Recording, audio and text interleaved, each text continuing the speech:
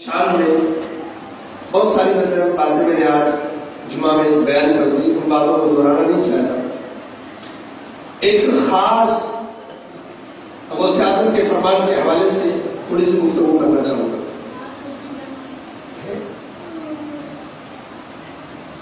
سیدنا سرکار غوث اعظم رضی اللہ تعالیٰ فرماتے ہیں کہ میں نے نیکیوں کے دفتر کو کھنگال کر کے دیکھا۔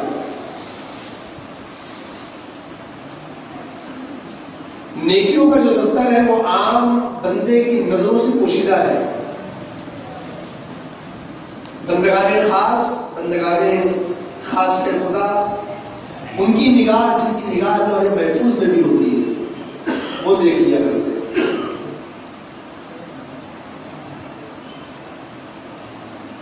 جہاں پر تمام نیکیاں جا کر کے اکٹھا ہوتی ہیں، اس نیکی کے بارے میں غوث اعظم فرماتے ہیں کہ میں نے اس نیکی کے دفتر کو کھنگال کر کے دیکھا، اور اس نے پایا کیا؟ جب ولی کی نگاہ اٹھتی ہے تو بہت دور تک جاتی ہے۔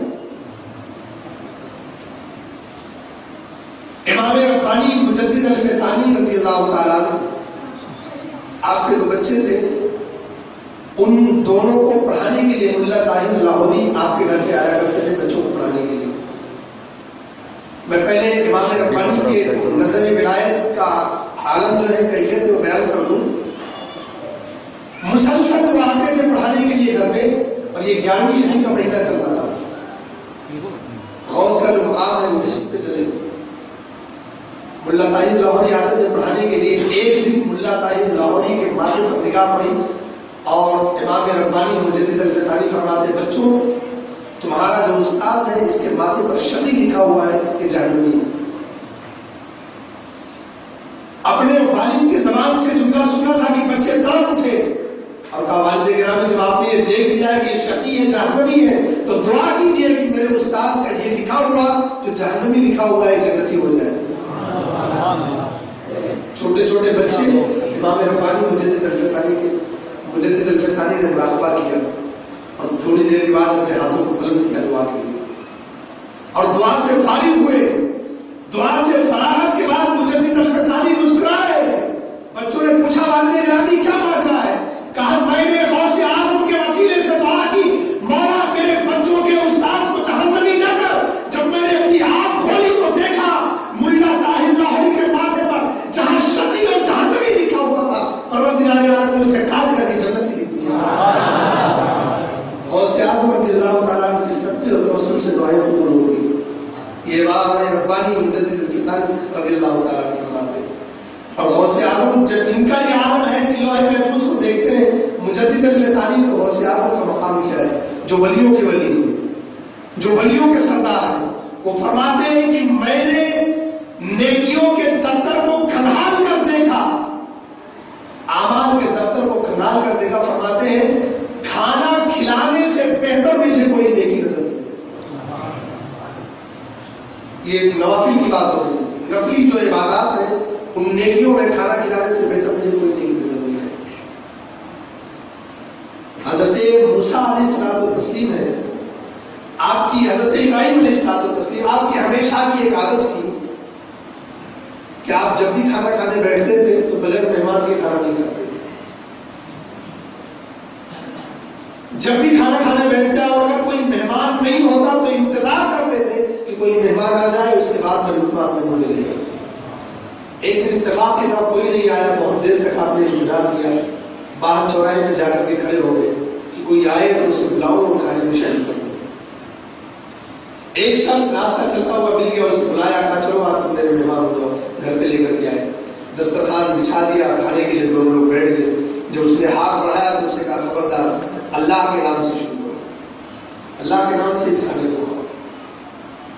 اس نے کہا، میں تو اللہ کو مانتا نہیں، میرا ایمان اللہ پر نہیں، میں تو اللہ کے نام سے کھاؤں، میں اللہ کے نام سے نہیں کھاؤں گا۔ تو پیغمبر نے کہا کہ پھر میں تمہیں کھانا نہیں کھلاؤں گا۔ اسے واپس کر دیا، دسترخوان سے اٹھا دیا، اللہ کی دسترخوان پہ بیٹھ کر کے اللہ کی نعمت کھا رہا ہے اور اللہ کے نام سے نہیں کھاتا تو میں تجھے کھانا بھی نہیں کھلاؤں گا۔ وہ جب چلا گیا تھوڑی دیر کے بعد پیغمبر کو وہی آئی، الہام ہوتا ہے کہ اے میرے پیغمبر، ایک دن اس نے تیرے دسترخوان پر بیٹھ کر کے میرا نام نہ لیا تو تو نے اسے کھانے سے محروم کر دیا، بھگا دیا. یہ اس کی زندگی گزر گئی، کئی سال ہو گئے، روزانہ یہ میری نعمت کا بھی انکار کرتا ہے، میرے رب ہونے کا بھی انکار کرتا ہے، پھر بھی میں اسے روزی دیتا ہوں، اس کو پیٹ بھر کے کھانا پیتا ہے. پتہ یہ چلا کہ بھوکا کسی بھی مذہب کا ہو اسے کھانا دینا باعث روزگار. بخاری شریف کی حدیث، اللہ کے نبی صلی اللہ علیہ وسلم نے ارشاد فرمایا کہ ایک بدکارہ اور خواہشہ کہیں سے گزر رہی تھی، کنویں کے پاس کھڑی تھی، دیکھا کہ کنویں کے پاس ایک کتا اپنی زبان باہر نکالے ہوئے ہاتھ رہا تھا، پیاس کی شدت تھی اسے، اور قریب تھا کہ پیاس سے وہ دم توڑ دیتا. اس نے اپنے دوپٹے کو اتار کر کے پھاڑ کر کے کنویں سے پانی نکال کر کے نچوڑ کر اسے پانی لگایا. اللہ رب العزت کی بارگاہ میں یہ نیکی مقبول ہوئی اور پروردگار عالم نے اس خواہشہ کی کوشش فرمائی. پتہ یہ چلا کہ کھانا کھلانا یہ انبیاء کرام کی سنت ہے. حضرت سلمان فارسی رضی اللہ تعالیٰ جب ایمان لائے تو ایمان لانے کے بعد اللہ کے رسول کی بارگاہ میں گئے اور فرمایا، عرض کرتے ہیں یا رسول اللہ مجھے کچھ وصیت کیجیے. میرے آقا فرماتے ہیں اطعموا الطعام وافشوا السلام، یتیموں کو اطعموا الطعام، لوگوں کو کھانا کھلاؤ اور سلام کو پھیلاؤ. یہ میں تمہیں وصیت کرتا ہوں اور یہ میری وصیت دوسروں تک پہنچا دوں. سلام پھیلاؤ اور لوگوں کو بھوکوں کو کھانا کھلاؤ. قرآن کہتا ہے ارأیت الذی یکذب بالدین، کیا تم نے اسے نہیں دیکھا جو دین کو جھٹلاتا؟ وہ دین کو جھٹلانے والا کون ہے؟ کفذلک الذی یدعو الیتیم، یہ وہی ہے جو یتیم کو دھکے دیتا ہے. یتیم کا حق دینے کے بجائے، یتیم کو کھانا کھلانے کے بجائے یتیم کو دھکے دیتا ہے. ولا یحض علی طعام المسکین، اور مسکین کو کھانا کھلانے پر مسکینوں کو ابھارتا نہیں. اگر خود اللہ نے آپ کو اتنا نہیں دیا ہے کہ آپ کھلا سکیں تو جو کھلا سکتا ہے اسے اس نیکی پر ابھارا جائے کہ یہ نیکی کرے اور لوگوں کو کھانا کھلائے. قرآن عظیم میں اللہ رب العزت نے ارشاد فرمایا وَأَحْسِن كَمَا أَحْسَنَ اللَّهُ إِلَيْكَ، تم لوگوں کے ساتھ ایسے ہی احسان کرو جس طرح پروردگار عالم نے تمہارے ساتھ احسان کیا. قرآن عظیم میں ایک مقام پر ارشاد ہوتا ہے، قیامت کے دن پروردگار عالم فرمائے گا خذوہ فغلوہ ثم الجحیم صلوہ ثم فی سلسلۃ ذرعها 70 ذراعا فاسلکوہ. کچھ لوگ ایسے ہوں گے جن کے بارے میں پروردگار عالم فرمائے گا کہ انہیں پکڑ لو اور 70 گز لمبی زنجیروں میں انہیں جکڑ دیا جائے اور انہیں گھسیٹ کر جہنم کے اندر رکھ دیا جائے گا. پوچھا جائے گا مالک ان کا جرم کیا ہے؟ فإنه كان لا يؤمن بالله العظیم ولا يحض على طعام المسکین، یہ عظمت والے اللہ پر ایمان نہیں رکھتے تھے اور ہم نے انہیں دولت دی تھی، عزت دی تھی، وقار کیا تھا، سب کچھ دیا تھا، اس کے باوجود یہ یتیموں کو کھانا کھلانے پر ابھارتے نہیں تھے اور کھانا نہیں کھلاتے. دو جرم کا گرایا گیا، ایک جو عظمت والے رب پر ایمان نہیں لاتے تھے اور اگر ان کے پاس نہیں تھا تو دوسرے کو کھانا کھلانے کے لیے رغبت بھی نہیں دلاتے تھے، اسے ابھارتے بھی نہیں تھے. فرمایا قرآن عظیم نے ایک مقام پر کہ جہنمیوں کو جہنم میں ڈال دیا جائے گا. جو زکات ہے وہ تو اپنی جگہ پر مسلم ہے، یہ نفلی نیکیوں کی بات ہو رہی. قرآن عظیم نے ایک مقام میں فرمایا کہ جب جنتی جنت میں چلے جائیں گے اور جہنمی جہنم میں ہوں گے تو جہنمیوں سے دروغ جہنم پوچھے گا اور جہنمی پوچھیں گے کہ تمہارا جرم کیا تھا، تم کس جرم کی بنیاد پر جہنم میں ڈال دیے گئے؟ عن المجرمین یتساءلون عن المجرمین، وہ پوچھیں گے مجرموں سے ما سلککم فی سقر، تمہیں جہنم میں کون سی بلا لے کر کے آئی ہے، کون سا جرم تم نے کیا تھا؟ قرآن میں اللہ رب العزت فرماتا ہے قالوا لم نک من المصلین ولم نک نطعم المسکین، کہ ہم نماز نہیں پڑھا کرتے تھے اور اللہ نے ہمیں دولت دی تھی، ہم یتیموں کو کھانا نہیں کھلایا کرتے تھے. یہ دو ہماری خرابیاں تھیں، نماز چھوڑنا اور یتیموں کو کھانا نہ کھلانے کی بنیاد پر ہمیں جہنم میں ڈال دیا گیا. اور ہم نے جب غور کیا، غوث اعظم رضی اللہ تعالیٰ نے جو فرمایا کہ کھانا کھلانے سے بہتر نیکی ہمیں نظر نہیں آئی، ہم نے نیکیوں کے دفتر کو کھنگال کر دیکھا. غوث اعظم رضی اللہ تعالیٰ کا یہ حال تھا کہ اپنی پوری زندگی غریبوں کے لیے آپ نے وقف کر دی. ایسا لباس مجاہدہ 40 سال تک عشاء کی وضو سے فجر کی نماز اور روزانہ 2 ختم قرآن. یہ ہے میرے غوث اعظم. ایک ختم قرآن عشاء سے فجر تک اور ایک فجر سے لے کر کے مغرب تک 2 ختم قرآن روزانہ فرماتے تھے اور 40 سال تک عشاء کی وضو سے فجر کی نماز آپ نے ادا کی. اور جب لباس پہنتے تھے خلیفہ معتزد باللہ ہے، اس وقت کا بادشاہ ہے. ایک مرتبہ درزی کے ہاتھ حضور سیدنا غوث اعظم رضی اللہ تعالیٰ کا کپڑا بھی گیا سلنے کے لیے اور ادھر سے خلیفہ کا خادم معتزد باللہ کا خادم خلیفہ معتزد باللہ کا بھی کپڑا لے کر کے آئے. وہ خلیفہ دیکھتا رہ گیا کہ یہ کون ہے شہر میں جو میرے بادشاہ سے بھی بڑا امیر ہے اور اس کے لباس اس طرح ہے جس کے سامنے چاند کی چاندنی بھی شرما جائے. تو پوچھا کہ لباس کس کا ہے؟ پتہ چلا غوث اعظم کا لباس. ایسا لباس کہ جو لباس بادشاہ بھی نہیں پہنتا. وہ گیا وہاں خلیفہ معتزد باللہ سے کہا کہ درزی کے یہاں ایسا کپڑا دیکھ کر کے آیا ہوں کہ آپ کے باپ اور دادا نے بھی کبھی ایسا کپڑا نہیں پہنا. خلیفہ معتزد باللہ چل کر کے غوث اعظم کی بارگاہ میں آئے اور غوث اعظم کی بارگاہ میں آنے کا پوچھتا ہے کہ آپ ولی ہیں، آپ کی ولایت کا شعلہ پوری دنیا میں ہے اور لباس آپ ایسا پہنتے ہیں کہ چاند اور سورج بھی شرما جائے. کہا او خلیفہ معتزد باللہ، تو میرے لباس کو دیکھتا ہے، یہ نہیں دیکھتا جب میرا رب کہتا ہے کہ عبد القادر کھا لے تب میں کھاتا ہوں، جب میرا رب کہتا ہے عبد القادر پہن لے تب میں پہنتا ہوں. اعلیٰ حضرت فاضل بریلوی فرماتے ہیں قسمیں دے دے کے کھلاتا ہے پلاتا ہے تجھے، پیارا ذات تجھے چاہنے والا دے. غوث اعظم رضی اللہ تعالیٰ ایک لباس جب بھی پہنتے تھے بڑے قیمتی لباس پہنتے تھے. اتنا قیمتی لباس کی خلیفہ وقت کا بادشاہ بھی نہیں پہن پاتا. لیکن آپ کی عادت تھی کہ صبح پہنتے اور شام کو اتار دیتے، اس کے بعد پھر اس لباس کو کبھی نہ پہنتے، غریب کو تلاش کرتے تھے اور لباس کسی غریب کو دے دیا کرتے. فرماتے تھے جو عمدہ اور قیمتی لباس نہیں پہن سکتا ہے، میں یہ قیمتی لباس اس لیے بتاتا ہوں تاکہ یہ لباس غریبوں تک بھی پہنچ جائے. ایک مرتبہ پہنتے ہوتے اس کے بعد غریب کو دے دیا کرتے.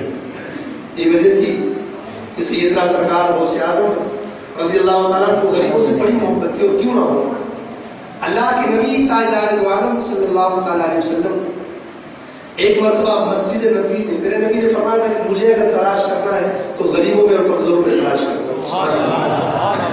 غریب جتنا نبی کریم صلی اللہ علیہ وسلم کی سنت پر عمل کر لیتا ہے، امیر نہیں کر پاتا.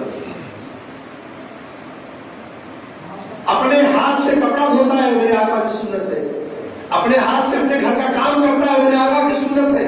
وہ لمحہ کہیں نہ کہیں وہ سنت نبوی پر عمل کرنے کی بنیاد پر وہ اجر ثواب پاتا ہی رہتا ہے. میرے آقا فرماتے ہیں کہ میرے امتی کو مجھے تلاش کرنا ہو تو غریبوں میں تلاش کرنا، غربا میں تلاش کرنا.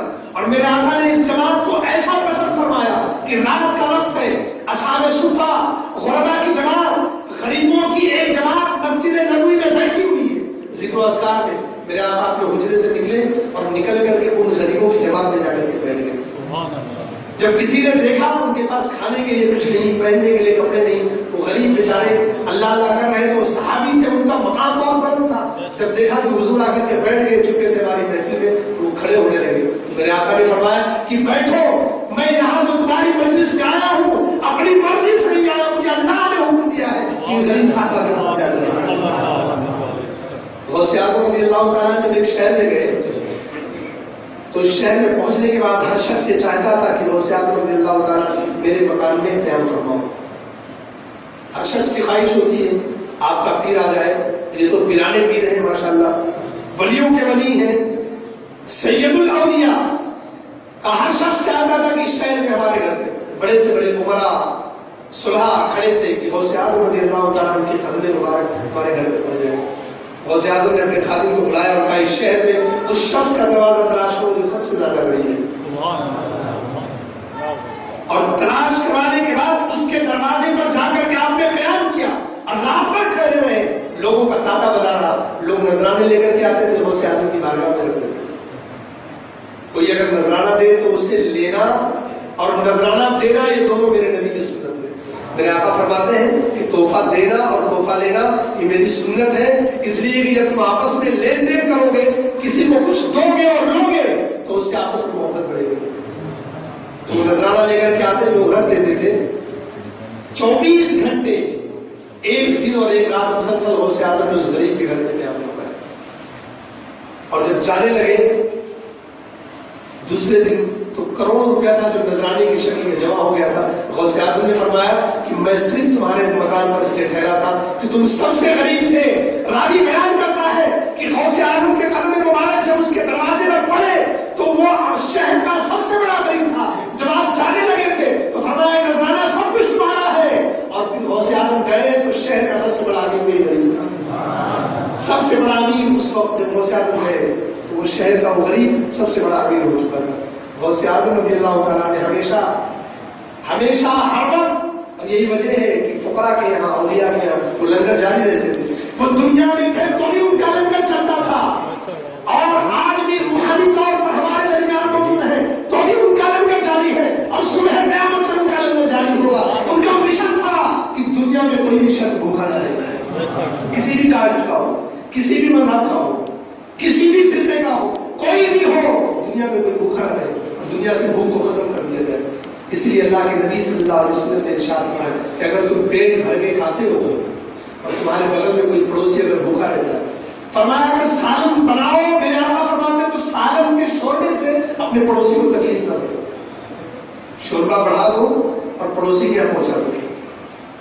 सालन के शोरबे से पड़ोसी को तकलीफ न दो। और अगर इस चीज की हैसियत रही है कि शोरबा भी नहीं बढ़ा सकते, बिल्कुल मुख्तसर मिकदार में है, तो फरमाते उस वक्त खाओ जब तुम्हारे पड़ोसी का बच्चा सो जाए।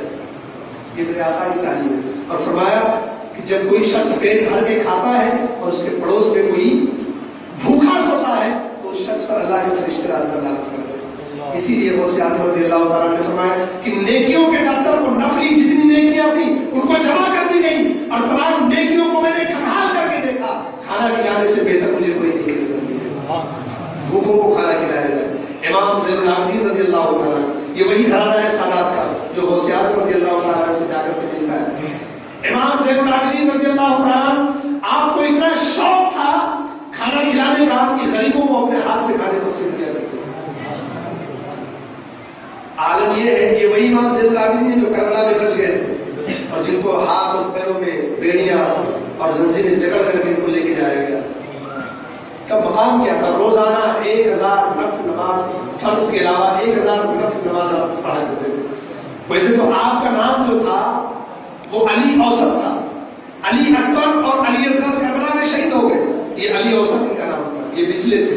लेकिन ज़ैनुल आबिदीन इसलिए कहते हैं इबादत की जीनत है, पूरी जिंदगी 1000 नमाज रोजाना अदा किया करते थे, तो ये ज़ैनुल आबिदीन हो गए। और आपको जो नेकी पसंद थी नफली नमाज के अलावा अपने हाथों से खाना तकसीम किया करते थे, बनवाते और ले जाकर के गरीबों में तकसीम किया करते थे। एक बार शहर में खाना तकसीम कर रहे थे, किसी देखने वाले ने अपने हाथ से सबको खाना देते जा रहे थे। एक शख्स बोला कि ज़ैनुल आबिदीन क्या आप मुझे पहचानते हो? मेरे इमाम ने फरमाया हाँ मैं अच्छी तरह से पहचानता हूँ। जब हम करबला से चले और नंगी ऊँटों पर बैठे हुए थे, मेरे हाथों में हथकड़ियां और पाँव में बेड़ियां डाल दी गई थी। कूफे के शहर में मैंने तुम्हें देखा था, मैं तुम्हें कैसे भूल सकता हूँ, तुमने मुझे पत्थर मारा था। उसने कहा मुझे पहचानते? कहा बहुत अच्छी तरह पहचानता हूँ। कब मैंने तुम्हें पत्थर मारा था उसके बावजूद भी तुम मुझे आज खाना दे रहे हो, कब वो तुम्हारा अपना तरीका था जो तुमने अहले बैत के साथ किया था। यहाँ अहले बैत का तरीका है कि अपने दुश्मनों को भी पेट भर के खाना दे। इमाम ज़ैनुल आबिदीन रज़ियल्लाहु ताला अन्हु का विशाल हुआ, नहलाने वाले ने जो मैयत को नहलाया जाता है, इमाम ज़ैनुल आबिदीन की मिसाल के बाद आपके पीठ पर बोरी के निशानात नजर आए। लोगों ने बड़ा गौर खोज किया लेकिन कुछ भी नजर न आया। वो समझ ना सकते थे बोरी लादने के निशानात का इमाम वक्त का इमाम कोई मेहनत और मजदूरी करते हुए हम देखते नहीं थे। रोजाना 1000 नमाज़ें नफ़ल अदा करते थे, बोरी के निशानात जिस्म पर आपके कैसे हैं। चंद दिन गुजरे आपके विसाल के बाद एक पूरा कबीला, एक खानदान आकर के अहले बैत के दरवाजे पर सदा लगाता है, अहले बैत भाग आज कई दिन हो गए, हमारे पेट नहीं भरे, हम भूखे हैं, फाके से कुछ खाने के लिए दे दो। अहले बैत के इत्तेहाद में से कई लोगों ने उन लोगों की मदद की और उनसे जब हालत पूछी तो उन्होंने कहा कि कई महीने गुजर गए होंगे, सालों गुजर गए होंगे, ایک شخص ہماری خبر گیری کرتا تھا اور خفیہ طریقے سے، اور جیسے ہی ہمارے گھر میں راشن ختم ہوتا تھا، آٹے کی گولی ختم ہوتی تھی، وہ رات کی تنہائی میں اپنے پیٹ پر، اپنے پیٹھ پر آٹے کی گولی ڈال کر کے لا کے ہمارے دروازے کے سامنے رکھ جاتا تھا۔ صبح ہم اٹھتے تھے، ادھر گھر کا راشن ختم ہوتا تھا، ادھر گولی حاضر ہوتی تھی۔ آج کئی دن ہو رہے ہیں، وہ شخص نظر نہ آیا جو ہمیں آٹے کی گولی لا کر کے دے دیا کرتا تھا۔ تب لوگوں نے سمجھا کہ رات کی تنہائی میں ان غریبوں کی گھر میں چولہا جلانے والا کوئی دوسرا نہیں تھا، وقت کا امام زیب العالمین۔ اس لیے غوث اعظم نے فرمایا کہہ لو، اور یہی وجہ ہے کہ آج بھی غوث اعظم کے نام پر لنگر جاری ہوتے ہیں۔ میں نے غوث اعظم کے حوالے سے بہت سی تقریباً 2 جمعہ سے بول رہا ہوں، اور آج جمعہ میں نے جو باتیں دہرا دی ہیں، جو باتیں میں کر چکا ہوں وہ دہرانا نہیں چاہتا، اس لیے میں نے الگ ہی موضوع کا انتخاب کیا تھا۔ غوث اعظم رضی اللہ تعالیٰ کی نگاہ وہ نگاہ ہے، فرماتے ہیں فی لوح محفوظ، میری نگاہ ہمیشہ لوح محفوظ پہ ہوا کرتی ہے۔ فی بحار علم اللہ تعالیٰ، اور میں اللہ تعالیٰ کے علم کے سمندروں میں ہوتے لگاتا رہتا ہوں۔ فرمایا میرے نام لے آؤ، اگر تم جید نہیں ہو، اگر تمہارے اعمال میں نیکیاں نہیں ہیں تو گھبرانے کی ضرورت نہیں ہے۔ تمہارا پیر و مرشید اے میرے مرید، تجھے گھبرانے کی ضرورت نہیں ہے۔ مریدی لا تخف اللہ ربی، اے میرے مرید تو خبردار ہرگز نہ گھبرا، اللہ نے مجھے بہت ہی بلند مقام پر آتانی رفعتاً مثل المنالی، اللہ نے مجھے بہت بلند مقام عطا فرمایا۔ اعلیٰ حضرت فاضل بریلوی علیہ رحمۃ اللہ فرماتے ہیں اے رضا تو نہیں جید، تو نہیں جید سید ہر دہر ہے آبادی۔ غوث اعظم فرماتے ہیں میرا نام لے گا میرا مرید جو میرے سلسلے ارادت اور بیعت میں ہو، فرماتے ہیں قیامت تک جو بھی میرا مرید ہوگا، جب تک اسے توبہ کی توفیق نہ نصیب ہو جائے اسے موت نہیں آ سکتی۔ مرے گا تو توبہ کر کے ہی مرے گا، حالت ایمان ہی میں دنیا سے جائے گا، بشرطے کہ ہم غوث اعظم کے دامن سے وابستہ ہو جائیں اور غوث اعظم کی طرح ایک شب ہو گزارے۔ 40 سال آپ نے عشاء کی وضو سے فجر کی نماز ادا کی، ہم ہزاروں ٹیک کھا گئے غوث اعظم کے نام پر، لاکھوں من دیکھ ہم نے غوث اعظم کے نام پر فرما کر کے لوگوں کو تقسیم کر دیا، لیکن سنیو یہ ہماری بدقسمتی ہے کہ ہم نے کبھی نہیں سوچا کہ ایک شب ایک رات ہم ایسی گزار لیں جیسی کئی راتیں غوث اعظم رضی اللہ تعالیٰ نے گزاری۔ اللہ تعالیٰ ہم سب کو غوث اعظم رضی اللہ تعالیٰ کے مشن پر چلنے کی توفیق عطا فرمائے، راہ ہدایت نصیب فرمائے۔ کھڑے ہو جائیں۔